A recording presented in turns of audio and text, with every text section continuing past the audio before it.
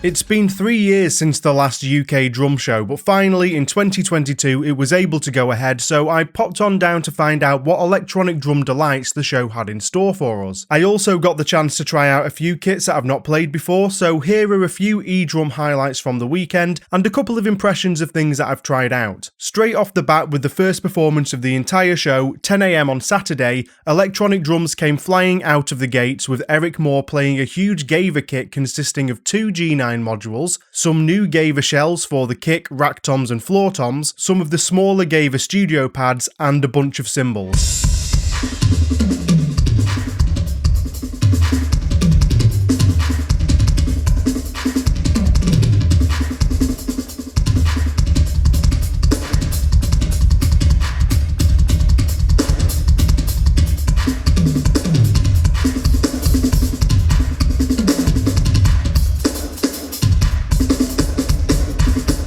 In the room, the kit sounded massive. It's not translating perfectly with this run and gun audio, but I was really impressed. I actually haven't heard the G9 in this context before, and it held its own really well. They've obviously spent a lot of time dialing things in for Eric's playing style, and everything looked and sounded great. And I do think that it's good for electronic drums in general to see somebody so skilled putting them through their paces in this kind of setting. It was a really great start to the show. I also stuck around for the next performance, which was Ollie Wiseman and Andy Gangadeen, who were both performing on hybrid setups.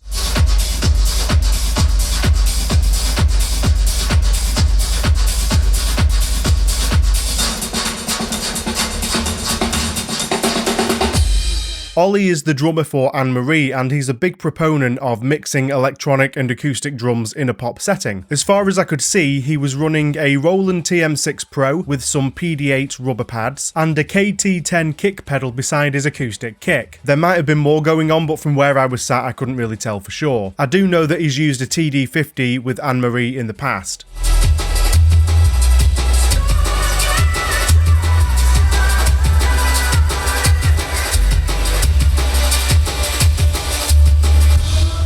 Andy is recognised as one of the pioneers of hybrid drumming, with a CV spanning from the Spice Girls to Massive Attack, Duran Duran and Chase and Status, to name a few.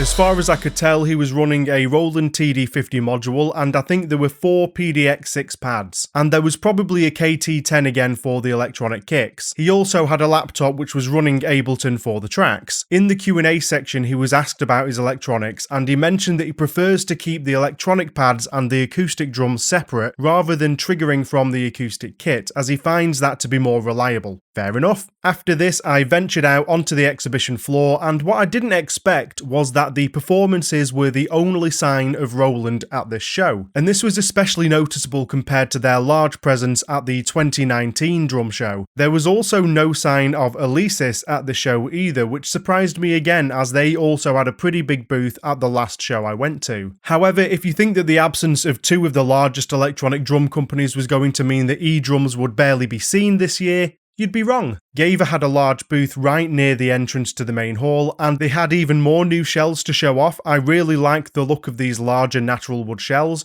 and it was nice to see them up close. I had a quick play on the G9 again, and GEWA have definitely been hard at work on their triggering since my G9 review. Things were feeling more stable and smooth than the last time I played it. I also tried out the G5 module for the first time. Unfortunately though, despite the audio levels on my Zoom recorder looking completely fine, it turns out I'd left the limiter on, and it's completely ruined all of the module audio that I took this weekend.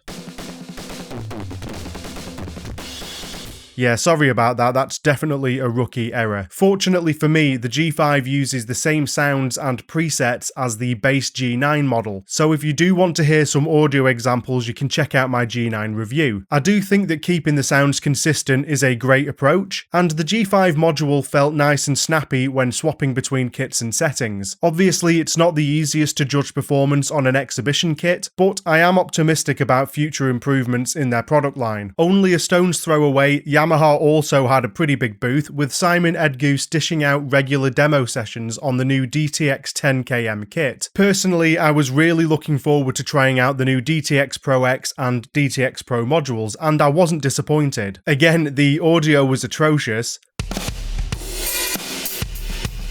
so you'll have to take my word for it, but these Yamaha modules sound great. As usual with electronic drums, not every single preset is a winner, but the ace up their sleeve in my opinion is the kit modifier knobs. Being able to quickly adjust the ambience, compression and kit effects with 3 simple dials is an absolute masterstroke. You just don't realise that every module has been missing this functionality until you've used it. So if you do find a preset that you don't like, if you just dive on these, you can usually get much closer to what you're looking for. And of course, it also helps that the onboard sounds are good to begin with. Another surprise for me was Yamaha's TCS pads, their textured cellular silicone playing surface. I've been told for some time that I'll really like it if I give it a chance, and you know what? It's totally true. I think they feel great. Not being able to adjust the tension of them is something that I might miss, and they're not as cheap as mesh, but I did really enjoy playing on them. I did also have a quick go on one of Yamaha's mesh kits, and it felt decent enough, but I do think that one was suffering from the usual exhibition woes of people sitting down and messing with all of the settings. Hopefully I'll get the chance to assess that properly at some point. Go on Yamaha, chuck us a review model. Pearl had a larger electronic drum presence than I expected, with a booth set up with both the eMerge kit and a Mimic Pro module paired with a Jobeky kit. This was definitely interesting to see, and it's partly down to Pearl's ambassador, Dirk Brand, using the kit personally. Dirk did a great job of showing off the strengths of both kits over the course of some headphone sessions, and his passion for electronic drums was as apparent as it was infectious. I really do hope that having him on board at Pearl persuades them to push their electronics harder.